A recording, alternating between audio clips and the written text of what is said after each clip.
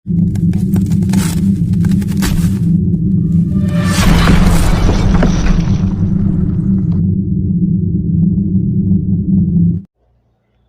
يهده الله فلا مضل له ومن يضلل فلا هادي له وأشهد أن لا إله إلا الله وحده لا شريك له وأشهد أن محمدا عبده ورسوله يا أيها الذين آمنوا اتقوا الله حق تقاته ولا تموتن إلا وأنتم مسلمون يا أيها الناس اتقوا ربكم الذي خلقكم من نفس واحدة وخلق منها زوجها وبث منهما رجالا كثيرا ونساء واتقوا الله الذي تساءلون به والأرحام إن الله كان عليكم رقيبا يا أيها الذين آمنوا اتقوا الله وقولوا قولا سديدا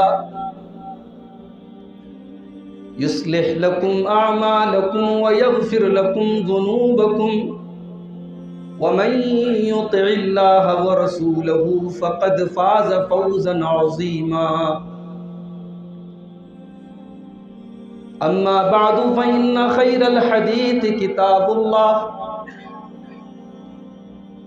وخير الهدي هدي محمد صلى الله عليه وسلم وشر الأمور محدثاتها وكل محدثة بدعة وكل بدعة ضلالة وكل ضلالة في النار اعوذ باللہ من الشیطان الرجیم بسم اللہ الرحمن الرحیم اللہ الذی خلقکم من ضعف ثم جعل من بعد ضعف قوة ثم جعل من بعد ضعف قوة ثم جعل من بعد قوة ضعفا وشيبة يخلق ما يشاء وهو العليم القدير. محترم علماء کرام، بزرگوں اور دوستوں، نوجوان ساتھیوں،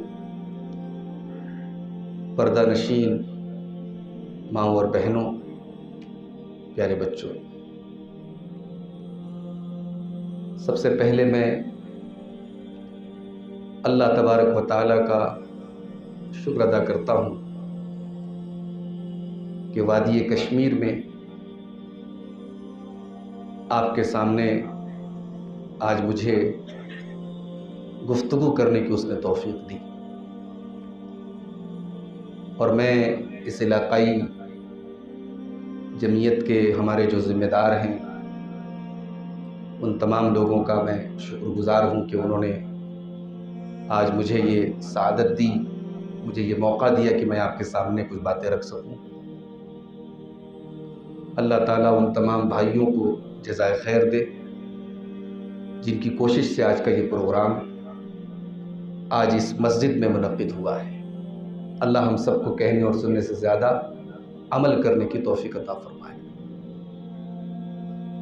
قرآن کریم کی سورۃ الروم کی ایک آیت میں نے آپ کے سامنے پڑھی ہے. اس آیت کریمہ میں اللہ تعالیٰ نے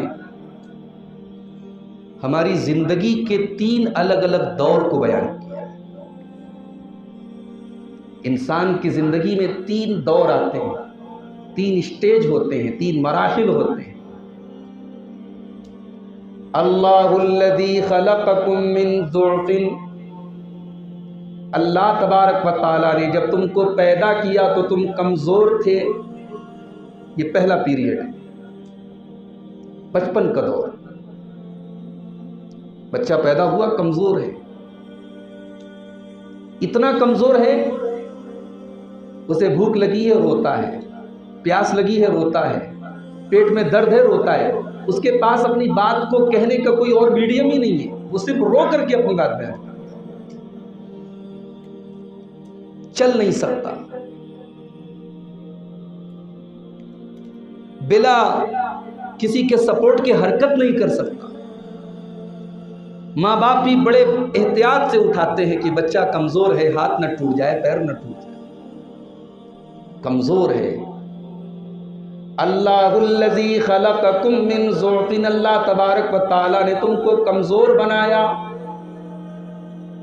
تمہاری زندگی کا جو بچپن کا دور تھا وہ کمزوری کا دور تھا. تم زبان کے اعتبار سے بھی کمزور تھے، تم جسم کے اعتبار سے بھی کمزور تھے، تم دماغ کے اعتبار سے بھی کمزور تھے. ثم جعل من بعد ضعف قوة، پھر دھیرے دھیرے تمہاری کمزوری طاقت میں بدلنے لگی. تم گھٹنوں کے بل چلنے لگے، پھر دیوار کے سہارے تم چلنے لگے، پھر باپ کی انگلی پکڑ کر کے تم نے چلنا سیکھ لیا. تم 10 سال کے ہو گئے، 15 سال کے ہو گئے، 20 سال کے تم جوان رانا بن گئے. تمہارے بازو میں مچھلیاں تڑپنے لگیں، تمہیں ایک خوبصورت چہرہ بھی مل گیا، ایک بہترین تمہیں پرسنالٹی بھی مل گئی. ثم جعل من بعد ضعف قوة، میرے بندو یہ تمہاری زندگی کا دوسرا دور ہے، یہ طاقت کا دور ہے، یہ قوت کا دور ہے، یہ انرجی کا دور ہے، یہ پاور کا دور ہے. کمزوری کا زمانہ، اس کے بعد طاقت کا زمانہ. ثم جعل من بعد قوة ضعفا وشيبا، پھر ایک ایسا بھی وقت آیا جب تمہاری جوانی ڈھلنے لگی، تمہارے بال سفید ہونے لگے، تمہارے جسم کے اوپر جھریاں پڑنے لگی، تمہارے چہرے کے اوپر بڑھاپے کے اثرات آنے لگے، تمہاری ہڈیاں کمزور ہو گئیں، تم جھک کر کے چلنے لگے، تم لاٹھی لے کر کے چلنے لگے، تم سہارے کے محتاج ہو گئے. یہ تمہاری زندگی کا تیسرا دور ہے. طاقت کے بعد ہم نے دوبارہ تم کو کمزور کر دیا. وشیبہ، اور اب یہ جو کمزوری تھی یہ بچپن سے بھی زیادہ خطرناک تھی، کیونکہ اس کمزوری میں بڑھاپا شامل ہے. کمزوری کا زمانہ بچپن بھی ہے، لیکن بچپن کی کمزوری اور بڑھاپے کی کمزوری میں بہت فرق ہے. بچپن کی کمزوری میں امید ہے کہ آگے چل کر کے بچہ جوان ہوگا، طاقت آئے گی، اور بڑھاپے کی کمزوری میں نا امیدی ہے کہ اب تو کمزوری ہی کمزوری آئے، اب طاقت نہیں آ سکتی. یخلق ما یشاء، میرے بندو یہ ہماری مشیت ہے، ہم جس کو جیسا چاہتے ہیں بناتے ہیں. ہم نے جیسا چاہا تم کو بنایا، تم اپنی مرضی سے پیدا نہیں ہوئی، اپنی مرضی سے دنیا سے جانے والے نہیں ہو. یخلق ما یشاء، ہم جسے چاہتے جیسا چاہتے پیدا کرتے ہیں. وہو العلیم القدیر، اور سب سے زیادہ علم والا اور قدرت والا تو اللہ ہی ہے. یہ قرآن کریم کی سورہ روم کی ایک آیت ہے جس کا میں نے سمپل آپ کے سامنے سمجھانے کے انداز میں ترجمہ کیا. اس آیت میں آپ غور کیجئے کہ اللہ تعالیٰ نے ہماری جوانی کے دور کو طاقت کا دور کہا. انسان کی زندگی کا سب سے گولڈن دور جوانی کا دور. انسان جوانی میں جو کر سکتا ہے نہ بچپن میں کر سکتا ہے نہ بڑھاپے میں کر سکتا ہے. اس کا دماغ، اس کا جسم، اس کی خواہشات، اس کی ڈیزائرز اپنے پورے انتہا اور اپنے پورے شباب پر ہوتی ہیں جوانی کے. اسی لیے دنیا میں جتنے بڑے بڑے ریولیوشن ہوئے، جتنے بڑے بڑے انقلاب ہوئے، جتنے بڑے بڑے کارنامے ہوئے، وہ نوجوانوں نے انجام دیا. بڑھاپے کا تجربہ اپنی جگہ ہے، لیکن طاقت کا دور جوانی کا دور ہے. اللہ کے خلیل حضرت ابراہیم علیہ السلام کا واقعہ آپ نے قرآن میں ضرور پڑھا ہوگا. قوم میں اکیلے توحید پر ہے، باپ مشرک ہے، قوم مشرک ہے۔ بھئی دو چار بندے اگر توحید پر ہو تب توحید پر ڈٹے رہنا یہ اتنا مشکل نہیں ہے جتنا اکیلے پوری قوم میں اکیلے توحید پر قائم رہنا جتنا مشکل ہے۔ بڑے چیلنج کی بات ہے۔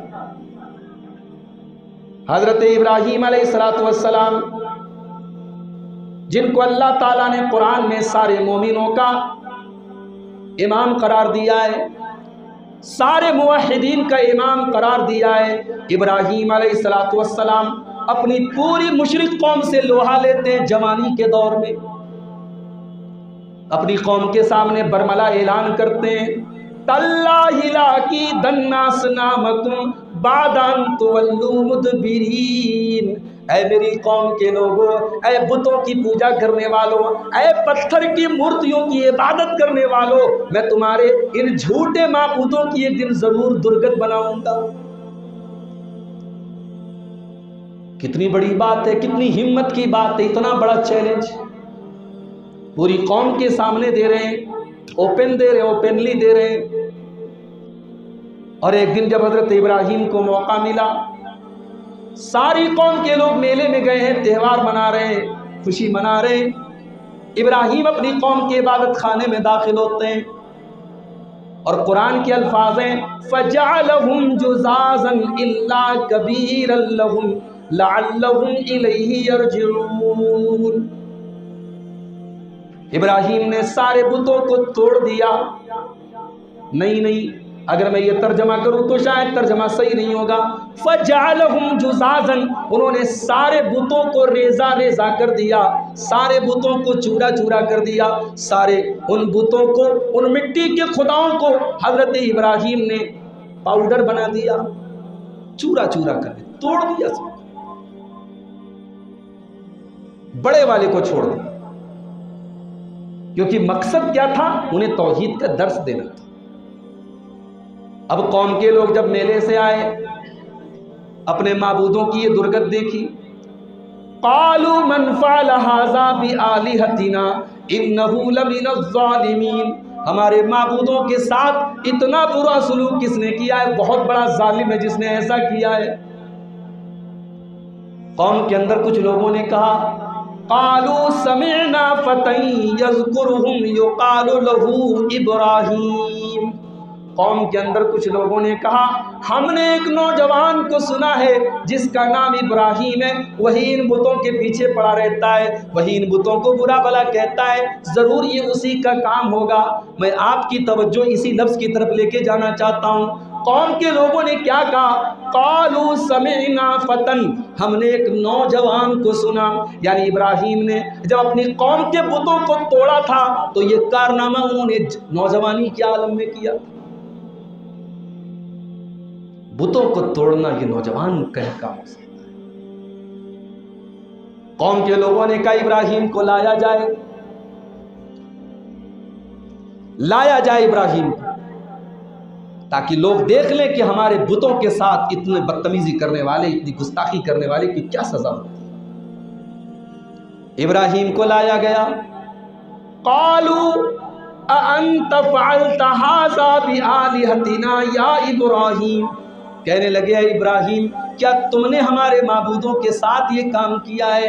ابراہیم کا مقصد تو توحید کا درس دینا تھا، ابراہیم کا مقصد تو ان کے شرک کو ڈائنامائٹ کرنا تھا۔ ابراہیم نے کھلم کھلا یہ نہیں کہا کہ میں نے توڑا ہے۔ قال بل فعلہ کبیرہم ھذا فاسألوہم ان کانوا ینطقون، کہا ہے میری قوم کے لوگوں کیا تمہیں نظر نہیں آتا؟ سارے بت تو ٹوٹ چکے ہیں، بڑا والا موجود ہے، بڑے والے کے ہاتھ میں کلہاڑی بھی موجود ہے، بڑے والے کا کام ہے، اسی نے توڑا ہوگا ان کو، اسی نے مارا ہوگا ان کو۔ فرجعوا الی انفسہم، تھوڑی دیر کے لیے قوم کے لوگوں نے غور کیا، انہیں محسوس ہوا کہ ہم غلطی پر ہیں، انہیں محسوس ہوا کہ ہم یہ کن لوگوں کی عبادت کر رہے ہیں جو اپنا ڈیفینس بھی نہیں کر سکتے، جو اپنی رکشا بھی نہیں کر سکتے، جو اپنی حفاظت بھی نہیں کر سکتے۔ ثم نکسوا علی رؤوسہم، لیکن برسوں سے شرک کی جو گرد و غبار اور شرک کی جو دھول دماغ کے اوپر بیٹھی ہوئی تھی، شرک کی دھول اتنی آسانی سے نہیں اترتی ہے۔ پھر پلٹ گئے، کہنے لگے اے ابراہیم تم اچھی طریقے سے جانتے ہو، لقد علمت ما هؤلاء ينطقون، اے ابراہیم تم اچھی طریقے سے جانتے ہو یہ بول نہیں سکتے۔ کہا اچھا بول نہیں سکتے۔ افتعبدون من دون اللہ ما لا ينفعكم شيئا ولا يضركم، اے میری قوم کے لوگوں نادان، کتنے بڑے تم نادان ہو، تم ایسے لوگوں کی عبادت کرتے ہو جو تمہیں نفع اور نقصان پہنچانا تو بڑی دور کی بات ہے وہ بول بھی نہیں سکتے۔ اُفٍّ لَكُمْ وَلِمَا تَعْبُدُونَ مِن دُونِ اللَّهِ، افسوس ہے تمہارے اوپر اور افسوس ہے تمہارے ان جھوٹے خداؤں کے اوپر۔ ابراہیم نے ثابت کر دیا توحید کو۔ اب ہونا تو یہ چاہیے تھا کہ قوم کے لوگ مان لیتے، مگر اتنی آسانی سے توحید کو اگر دنیا مان لیتی تو آج شرک کے آستانے قائم نہ ہوتے۔ اور یہ ہمیشہ سے اہل باطل کا طریقہ رہا ہے، جب دلیل کے جواب میں دلیل نہ ہو، جب حجت کے جواب میں حجت نہ ہو، جب ثبوت کے مقابلے میں ثبوت نہ ہو تو وہ تشدد پر آمادہ ہو جاتے ہیں، وہ زور زبردستی پر آمادہ ہو جاتے ہیں۔ قالوا حرقوه وانصروا آلهتكم ان كنتم فاعلين، کہنے لگے اس کو جلا ڈالو، اس کمبخت کو، اس گستاخ کو جلا ڈالو، یہ ہمارے معبودوں کا گستاخ ہے، اس کو جلا کر کے اپنے معبودوں کی مدد کرو۔ سچا معبود وہ ہے جس کو کسی کی مدد کی ضرورت نہیں، اور جھوٹا معبود وہ ہے جس کی مدد کرنے کے لیے ابراہیم کو جلانے کی پلاننگ۔ علامہ ابن کثیر لکھتے ہیں ابراہیم کو اکیلے جلانے کے لیے اتنی بڑی آگ تیار کی گئی کہ پورا قبیلہ جلایا جا سکتا تھا، بہت بڑی آگ تیار کی گئی اور ابراہیم کو اس آگ میں ڈال دیا گیا۔ ابراہیم توحید کے لیے آج آگ میں ڈالا جا رہا ہے، لیکن ابراہیم کی پیشانی کے اوپر کوئی بل نہیں ہے، ان کے چہرے کے اوپر کوئی تکلیف کے آثار نہیں ہے، ان کے چہرے پر کوئی افسوس کے آثار نہیں ہے۔ ابراہیم کی زبان پر بس ایک ہی جملہ ہے، حسبی اللہ ونعم الوکیل، میرا اللہ میرے لیے کافی ہے، میرا اللہ میرے لیے کافی ہے، اور وہ سب سے بہترین کارساز ہے، سب سے بہترین مدد کرنے والا ہے۔ اللہ کی ذات پر ایسا بھروسہ اگر ہو جائے تو ڈاکٹر اقبال کا وہ شعر تو آپ نے سنا ہی ہوگا، آج بھی ہو جو براہیم سا ایما پیدا، آگ کر سکتی ہے انداز گلستان۔ اللہ نے ہواؤں کو نہیں بھیجا کہ آگ کو بجھا دو، اللہ نے بارش کو نہیں بھیجا کہ آگ کو ختم کر دو، اللہ نے ڈائریکٹ آگ سے کہا قلنا یا نار کونی بردا وسلاما علی ابراہیم، اے آگ آج تک تو تو سب کو جلایا کرتی تھی، آج تک تو سب کو جلایا کرتی تھی، مگر آج میرے خلیل کے بدن کے رونگٹے کو بھی تجھے جلانا نہیں ہے۔ یا نار کونی بردا وسلاما علی ابراہیم، اے آگ تم میرے ابراہیم کے لیے ٹھنڈی ہو جا، تم میرے ابراہیم کے لیے سلامتی والی ہو جا۔ علامہ ابن کثیر یہ بھی لکھتے ہیں کہ اگر اللہ یہ کہتا کہ ٹھنڈی ہو جا تو ہو سکتا ہے آگ اتنی ٹھنڈی ہو جائے کہ ٹھنڈک حضرت ابراہیم برداشت نہ کر سکیں۔ آپ کی کشمیر کی ٹھنڈی یو پی کا آدمی جو یہاں رہنے کا عادی نہیں ہے برداشت نہیں کر سکتا، اگر وہ گرم کپڑے وغیرہ تیاری کر کے نہ آئے تو نہیں برداشت کر سکتا، بھائی اس کی عادت نہیں ہے۔ تو ٹھنڈی بھی کبھی کبھی عذاب بن جاتی ہے۔ اللہ نے آگ سے کہا ہے آگ تو ٹھنڈی ہو جا اور سلامتی والی ہو جا۔ اس پورے واقعے میں جو میں آپ کو جو بات ہائی لائٹ کرنا چاہتا ہوں میرے بھائی، کہ ابراہیم علیہ السلام نے اتنا بڑا کارنامہ جوانی کے حال میں، جوانی کے عالم میں وہ انجام دیا۔ کل جمعہ کا دن تھا، اگر اللہ نے آپ کو توفیق دی ہوگی آپ نے سورہ کہف کی تلاوت بھی ضرور کی ہوگی۔ سورہ کہف کے اندر اللہ تعالیٰ ایک واقعہ بیان کرتا ہے، اللہ کے کچھ بندے تھے جو ایک ایسے قوم کے اندر توحید کے علم بردار بن کر کے سامنے آئے جب پوری قوم شرک کے اوپر تھی، بادشاہ بھی شرک کے اوپر تھا، ساری قوم کے سامنے ان اللہ کے بندوں نے اللہ کی توحید کا اعلان کیا اور سب کے سامنے کیا، اور پھر جب یہ دیکھا کہ ہم اپنی قوم کے اندر رہ کر کے اس توحید پر قائم نہیں رہ پائیں گے، اپنے عقیدے پر قائم نہیں رہ پائیں گے، تو اپنی قوم کو چھوڑ کر کے، اپنے باپ کا گھر چھوڑ کر کے، اپنے محلوں کو چھوڑ کر کے، اپنا عیش و آرام چھوڑ کر کے وہ اللہ کے بندے غار میں جا کر کے سو گئے۔ کتنے سال تک سوئے رہے؟ 309 سال تک اللہ نے ان کو زندہ رکھا۔ وہ سوئے ہیں، اللہ نے سلائے رکھا۔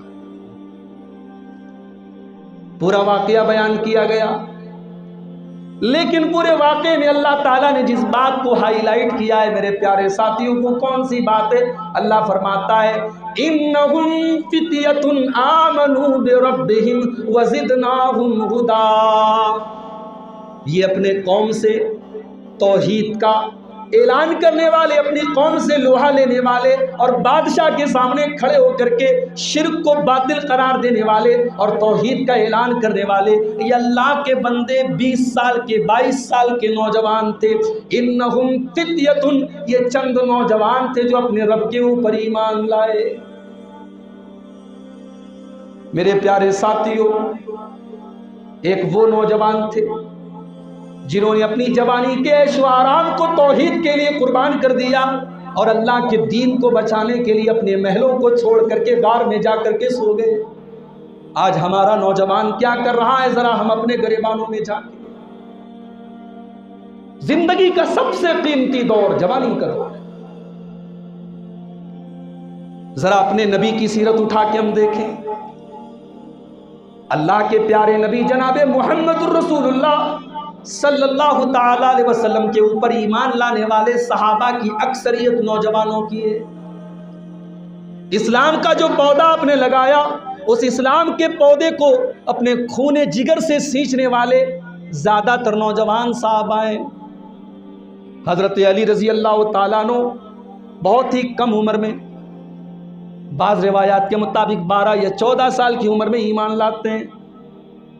حضرت بلال نوجوان ہیں، حضرت زید نوجوان ہیں، عثمان غنی نوجوان ہیں، عبداللہ بن مسعود نوجوان ہیں، حضرت طلحہ نوجوان ہیں، خالد بن ولید نوجوان ہیں، عمر بن عاص نوجوان ہیں۔ نبی کے ساتھ رہنے والے اور نبی کے ساتھ اسلام کی خدمت کرنے والے اور اسلام کے پودے کو مضبوط درخت بنانے والی یہ جو پوری ٹیم ہے، یہ زیادہ تر نوجوانوں کی ٹیم ہے۔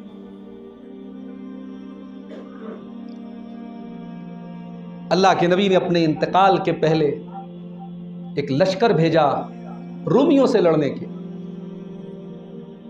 اس رومیوں سے لڑنے کے لیے جس لشکر کو اللہ کے رسول نے اپنی وفات کے پہلے تیار کیا، اس لشکر کا کمانڈر آپ نے 16 سال کے اپنے بڑے محبوب اور بڑے لاڈلے صحابی، جو آپ کے لاڈلے صحابی کے بیٹے بھی تھے، حضرت اسامہ بن زید رضی اللہ تعالیٰ عنہ، جو حب رسول اللہ اور ابن حب رسول اللہ کے نام سے جانے جاتے تھے، یعنی رسول اللہ کے لاڈلے تھے اور رسول اللہ کے لاڈلے کے بیٹے تھے۔ اسامہ بن زید کو 16 سال کی عمر میں نبی اکرم صلی اللہ تعالیٰ علیہ وسلم نے اس لشکر کا کمانڈر بنایا۔ اور آگے بڑھیے، دنیا کی 2 سپر پاور تھی، ایک رومن امپائر تھی، ایک پرشین امپائر تھی، ایک رومی طاقت تھی، ایک ایرانی طاقت تھی، اور ان دونوں طاقتوں کو دھول چٹانے والے اور کسرا کے تخت و تاج کو اسلام کے جھنڈے کے تلے لانے والے اور اللہ اکبر کی صدائیں ایران اور روم کے ایوانوں میں گونجنے، ان صداؤں کو بلند کرنے والے نوجوان صحابہ تھے۔ خالد بن ولید تھے، حضرت سعد بن ابی وقاص تھے۔ میرے پیارے ساتھی، آپ کے ہندوستان کی سرزمین پر سندھ کے پاس جو لشکر آیا اور اسلام کی تعلیمات ہندوستان کی سرزمین پر پہنچی، اس لشکر کا کمانڈر بھی محمد بن قاسم نام کا ایک نوجوان تھا۔ تو ہماری پوری تاریخ نوجوانوں کے کارناموں سے بھری ہے، مگر آج ہم میں سے جو نوجوان ہمارے بھائی ہیں، ذرا ہم اپنے اپنے گریبانوں میں جھانکیں اور سوچیں کہ آج ہم اسلام کے لیے، ہماری اسلام کی خدمت کے لیے ہمارے دل میں کیا جذبہ ہے۔ ہمارا نوجوان تو آج عیاشیوں میں مگن ہے، آج ہمارا نوجوان تو محبت اور عشق کی وادیوں میں مست ہے۔ کوئی گٹکھے کھا کر کے اپنی صحت برباد کر رہا ہے، کوئی شراب کے نشے میں دھت ہے، کوئی جوا میں مبتلا ہے، کوئی حرام خوری میں مبتلا ہے، کوئی بدکاری میں مبتلا ہے۔ کیا یہ امت کے نوجوان ہیں؟ اللہ نے آپ کو جوانی اس لیے نہیں دی ہے میرے بھائی کہ یہ جوانی اللہ کی نعمت ہے، اور اس نعمت کا ہم سے حساب لیا جائے۔ قیامت کے دن 5 سوال کا جواب دیے بغیر نہ عالم بچے گا، نہ جاہل بچے گا، نہ آپ بچیں گے نہ میں بچوں گا، سب کو 5 سوالوں کا جواب دینا ہے، اس کے بعد ہی بات آگے بڑھے گی۔ اللہ کے پیارے نبی صلی اللہ علیہ وسلم فرماتے ہیں لا تزول قدم ابن آدم من عند ربہ، قیامت کے دن انسان کے قدم اپنی جگہ سے ہل نہیں سکتے حتی یسالان خمسن، جب تک 5 سوالوں کا جواب نہ دے دے۔ ان عمرہ فیما افناہ، پہلا سوال کیا جائے گا میرے بندے، ہم نے 60 سال کی، 70 سال کی، 50 سال کی، 75 سال کی، 80 سال کی ہم نے تجھ کو زندگی دی تھی، تو نے اپنی زندگی کو کہاں گزارا؟ تیری عمر کہاں گزری؟ تیری زندگی کہاں گزری؟ تو نے اپنا جیون کیسے گزارا؟ تو اپنی پوری عمر کا حساب دے۔ دوسرا سوال وعن شبابی فیما ابلا، میرے بندے جب تو 16 سال کا ہو گیا، جب تو 20 سال کا ہو گیا، جب تو جوان ہو گیا، تو نے اپنی جوانی کی کہ اس قیمتی دور کو تو نے کہاں گزارا؟ پوری عمر کا الگ حساب دینا ہے اور جوانی کا الگ حساب دینا ہے۔ وان شبابہ فیما ابلا، میرے بندے تو نے اپنی جوانی کو کہاں گزارا؟ وعن مالہ، اور تیسرا سوال کیا جائے گا، تو بزنس مین تھا، تو کاروباری تھا، تو پیسے کماتا تھا، وعن مالہ، تیرے مال کے بارے میں سوال کیا جائے گا، من این اکتسبہ، تو نے مال کہاں سے کمایا، وفیما انفقہ، اور چوتھا سوال کیا جائے گا کہ تو نے اپنا مال کہاں خرچ کیا۔ انکم کا بھی جواب دینا ہے اور خرچ کا، ایکسپنسز کا بھی حساب دینا ہے۔ آمدنی کیا تھی، حلال تھی کہ حرام تھی، یہ بھی سوال ہوگا، اور کہاں خرچ کیا، ناجائز تو نہیں اڑایا، فضول جگہوں پر تو نہیں اڑایا، اس کا بھی حساب دے۔ اور 5واں سوال بڑا ڈینجرس سوال ہوگا، وَمَاذَا عَمِلَ فِيمَا عَلِمَ، اور اے میرے بندے تو نے جو علم حاصل کیا اس علم کے اوپر تو نے عمل کتنا کیا۔ اب بعض لوگ اس حدیث کو سن کر کے گھبرا جاتے ہیں کہ بھائی زیادہ تقریر مت سنو، زیادہ علم مت حاصل کرو، جتنا علم حاصل کرو گے اتنا زیادہ حساب دینا پڑے گا۔ یہ نادانی کی بات ہے۔ دین کا جو بیسک علم ہے، جو دین کا ضروری علم ہے، وہ تو آپ کو حاصل کرنا ہی ہے، وہ تو نہیں حاصل کریں گے تو آپ برباد ہو جائیں گے۔ قبر میں آپ سے تھوڑی پوچھا جائے گا آپ نے MBA کیا کہ نہیں کیا، آپ ڈاکٹر تھے کہ نہیں تھے، آپ لائر تھے کہ نہیں تھے، آپ نے انجینئرنگ پڑھی کہ نہیں پڑھی۔ قبر میں آپ سے 3 سوال ہوں گے، اور ان تینوں سوالوں کا جواب آپ کو میڈیکل سائنس میں تو نہیں ملے گا، کیمسٹری اور بایو میں تو نہیں ملے گا، فزکس میں تو نہیں ملے گا، ہسٹری میں تو نہیں ملے گا، دنیا کے کسی کالج میں، کسی یونیورسٹی میں تو نہیں ملے گا، ملے گا تو رب کے قرآن میں ملے گا اور جناب محمد رسول اللہ صلی اللہ علیہ وآلہ وسلم کے فرمان میں ملے گا۔ اور جب بندہ صحیح جواب دے گا تو فرشتہ پوچھے گا قبر میں کہ تجھے یہ جواب پتا کیسے چلا کہ تیرا رب اللہ ہے، تیرے نبی محمد صلی اللہ علیہ وسلم ہے، تیرا دین اسلام ہے؟ تو جانتے ہو بندہ جواب کیا دے گا؟ قرأت کتاب اللہ، میں نے اللہ کی کتاب کو پڑھا تھا، میں نے رب کے قرآن کو پڑھا تھا، میں نے قرآن کی تلاوت کی تھی، قرآن کو پڑھا تھا، اور نبی کی حدیثوں کو میں نے حاصل کیا تھا۔ رب کے قرآن میں نبی کی حدیثیں بھی شامل ہیں۔ رب کے قرآن کو نبی کی حدیثوں کے بغیر نہ سمجھا جا سکتا ہے نہ اس پر عمل کیا جا سکتا ہے۔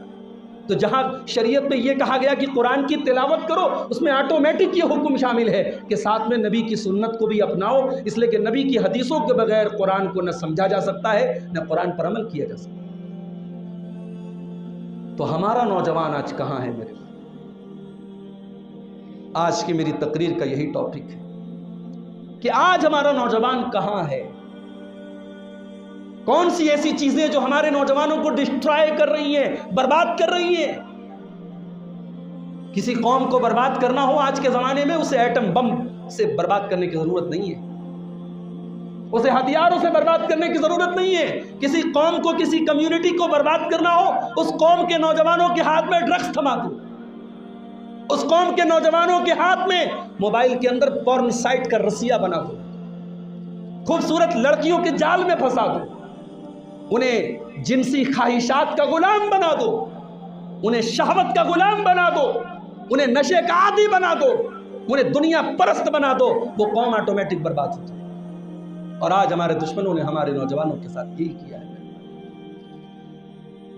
آج اگر ہم بات کریں کہ ہمارے نوجوانوں کی پرابلم کیا ہے، ہمارے نوجوانوں کے ساتھ مسئلہ کیا ہے، ان کے بگاڑ کا مسئلہ کیا ہے، یہ کیوں پریشان ہیں، کیوں برباد ہیں، تو سب سے پہلی چیز جو ہمیں نظر آتی ہے کہ ہمارا نوجوان اپنی زندگی کے مقصد کو بھول کے بیٹھا ہے۔ ہماری زندگی کا مقصد یہ نہیں تھا میرے بھائیوں کہ ہم خوب پیسہ کمائیں، عالی شان مکان بنائیں۔ نہ پیسہ کمانا حرام ہے، نہ عالی شان مکان بنانا حرام ہے، مگر یہ زندگی کا مقصد نہیں ہے۔ مقصد کیا ہے؟ وَمَا خَلَقْتُ الْجِنَّ وَالْإِنسَ إِلَّا لِيَعْبُدُونَ، میرے بندو ہم نے تم کو صرف اور صرف اپنی عبادت کے لیے پیدا کیا ہے۔ تم اس لیے دنیا میں پیدا کیے گئے ہو تاکہ تم اللہ کو راضی کرو۔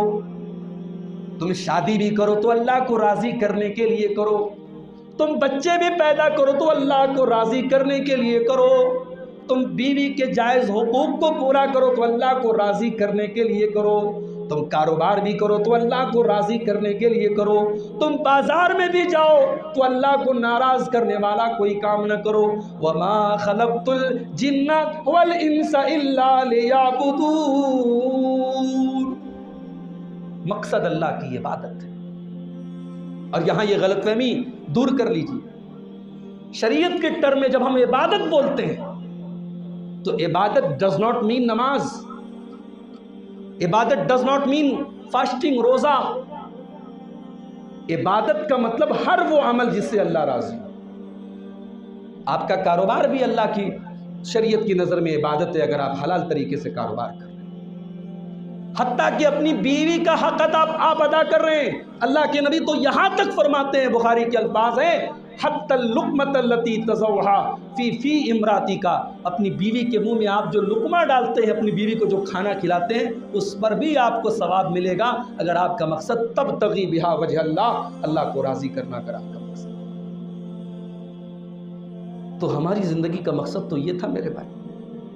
اگر ہماری زندگی کا مقصد وہی ہوتا جو کفار کا ہے، جو مشرکین کا ہے، تو ہمیں اللہ نے انسان کیوں بنایا؟ جانور بھی کھاتا ہے، پیتا ہے، شہوت پوری کرتا ہے، اللہ نے ہمیں انسان بنایا ہے۔ یہ تو کافر کی سوچ ہے، یہ تو مشرک کی سوچ ہے کہ آخرت وآخرت کوئی چیز نہیں ہے، دنیا میں رہنا ہے۔ ان ہی الا حیاتنا الدنیا نموت ونحیا وما نحن بمبعوثین، یہ تو مکے کے کافر کہا کرتے تھے کہ یہ تو بس دنیا کی زندگی ہے، یہی جینا ہے، یہی مرنا ہے، اور لوٹ کر کے اللہ کے پاس نہیں جانا ہے، اللہ کو حساب نہیں دینا ہے۔ یہ کافر کی سوچ ہے۔ قرآن کا 14واں پارہ کھولو، اللہ فرماتا ہے ربما یود الذین کفروا لو کانوا مسلمین، میرے بندو ایک ایسا دن بھی آنے والا ہے جب کافر یہ تمنا کرے گا کہ کاش میں مسلم ہوتا، کاش میں مسلمان ہوتا۔ ذرہم یاکلوا ویتمتعوا ویلہہم الامل فسوف یعلمون، اے نبی آپ ان کو چھوڑ دیجئے، یہ کھاتے رہیں، یہ انجوائے کرتے رہیں، یہ لمبے لمبے پلان بناتے رہے، ان قریب ان کو انجام پتہ چل جائے گا۔ کھانا پینا، انجوائے کرنا اور